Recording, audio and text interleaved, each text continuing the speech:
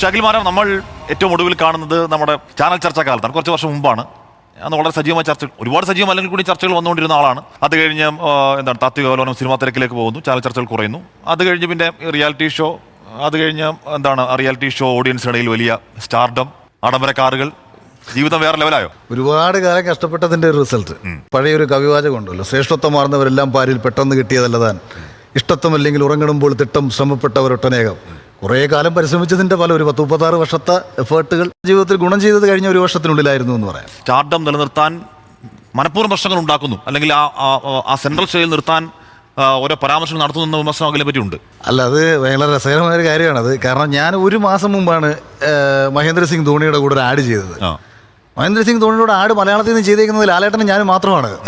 Announcement ചെയ്തില്ലെങ്കിലും ഞാനൊരു സിനിമയിൽ നായകനാകാൻ പോവാണ്.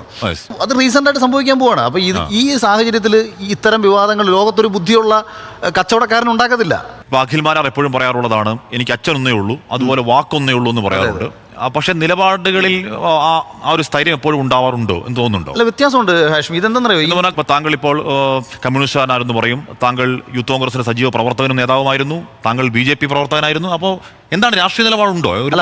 ഞാൻ പറയാം, നിലപാട് എന്താണെന്നും അതായത് സ്റ്റാൻഡ് എന്താണെന്നും ഒപ്പീനിയൻ, കണ്ടീഷണൽ ഒപ്പീനിയൻ എന്താണെന്നും മനസ്സിലാക്കാൻ കഴിയാത്തതിൻ്റെ ഒരു പ്രശ്നമാണിത്.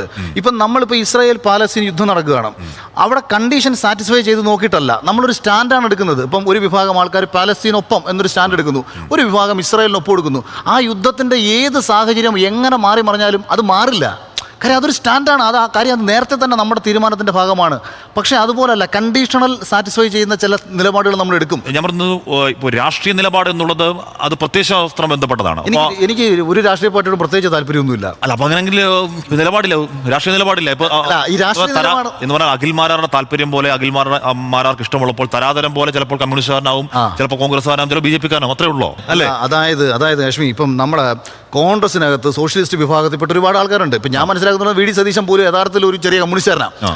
അതായത് എല്ലാ രാഷ്ട്രീയ പാർട്ടിയിലും ഈ കമ്മ്യൂണിസ്റ്റുകാരനുണ്ടാവും. അത് BJP-യിലും ഉണ്ടാവുന്നേ. ഇതിനകത്തൊക്കെ ഈ വിപ്ലവം കാണിക്കുന്നവൻ, തെറ്റുകൾക്കെതിരെ പോരാടുന്നവനാണ് കമ്മ്യൂണിസ്റ്റ് എങ്കിൽ. അതാ ഞാൻ അർത്ഥത്തിലാണ് ഞാൻ ഈ പറയുന്നത്.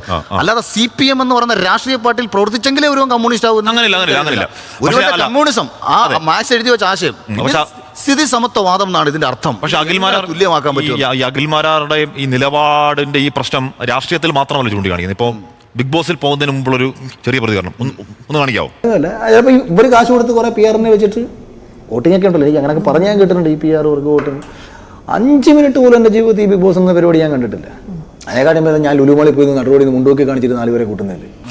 അങ്ങനെ പറഞ്ഞ അഖിൽമാരാർ എന്താണ് ഈ അത്രത്തോളം അധമമെന്ന് കരുതുന്ന ആ പരിപാടിയിലേക്ക് പോവുകയും അതിന് വിന്നറാവുകയും ചെയ്തു. നല്ല കാര്യമാണ്. അതെന്തുകൊണ്ടാണ്? അത് ഞാൻ പറഞ്ഞതിന് ശേഷം ഞാൻ ആ ഷോയെ ആക്ഷേപിച്ചല്ലോ. ഈ ഷോയ്ക്ക് ഒരു വലിയ ഓഡിയൻസ് ഉണ്ടല്ലോ. അപ്പോൾ ഈ ഷോയുടെ ആരാധകർ എല്ലാവരും തന്നെ അതിഭീകരമായ അറ്റാക്ക് എന്നിലേക്ക് വരുന്നു. സ്വാഭാവികമായിട്ട് അവരുടെ കാഴ്ചപ്പാട് എന്താണെന്നറിയോ, കിട്ടാത്ത മുന്തിരി പുളിക്കും. അഖിൽമാരാർക്ക് ബിഗ് ബോസിലൊന്നും പോകാനൊന്നും ഒരിക്കലും ഒരു കഴിവില്ല. അതങ്ങനെയാണ് അവരൊക്കെ പിന്നീട് റിവ്യൂ ഇട്ടതും. ഈ കഴിവില്ലാത്തവൻ്റെ വായ്ത്താളങ്ങൾ കേൾക്കുന്നു എന്നൊക്കെ പറഞ്ഞിട്ട് പലരും ഇടുന്നു.